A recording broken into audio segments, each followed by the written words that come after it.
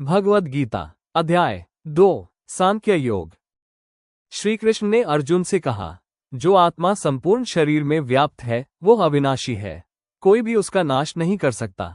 ये शरीर नाशवान है लेकिन आत्मा अमर, अविनाशी और असीम है, इसलिए युद्ध कर हे अर्जुन। जो ये समझता है कि आत्मा मारती है या मारी जाती है वो अज्ञान में है।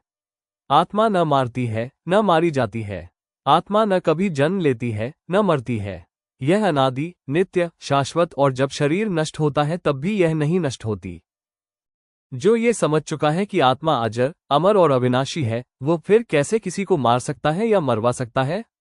जैसे मनुष्य पुराने वस्त्रों को छोड़कर नए वस्त्र पहनता है, वैसे ही आत्मा पुराने शरीर को त्याग कर नया शरीर धारण करती है। आत्मा को शस्त्र काट नहीं सकते, अग्नि जला नहीं सकती, जल गीला नहीं कर सकता और वायु सुखा नहीं सकती। आत्मा अटूट, आग से जलाने योग्य, जल से न भीगने योग्य और वायु से न सुखाने योग्य है। ये शाश्वत, सर्वव्यापी, स्थिर और अचल है।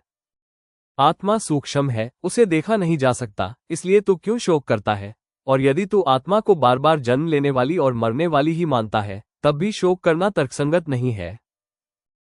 जो जन्मा है उसकी मृत्यु निश्चित है और जो मरेगा उसका पुनर्जन्म निश्चित है, इसलिए जो अनिवार्य है उस पर शोक क्यों?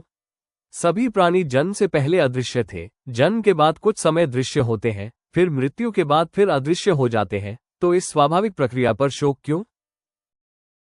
कोई आत्मा को अद्भुत मानकर देखता है, कोई आश्चर्य की तरह समझता है, कोई सुनता है और बहुत से लोग तो इसे समझ ही नहीं पाते।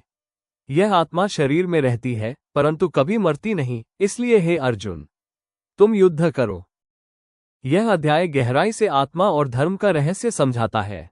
अगले भाग में श्री कृष्ण अर्जुन को कर्तव्य, ड्यूटी और धर्म के आधार पर युद्ध करने की प्रेरणा देंगे।